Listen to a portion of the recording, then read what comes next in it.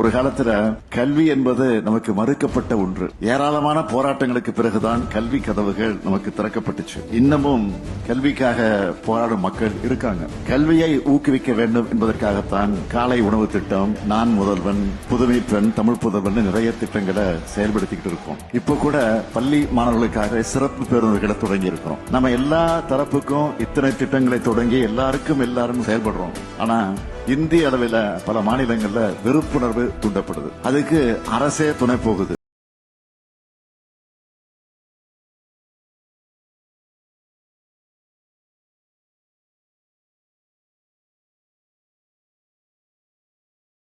பார்க்காம எல்லோரையும் சமமா நடத்துற பண்பை ஸ்கூல்ல நீங்க வளர்த்துக்கணும். தும்பை விட்டு விட்டு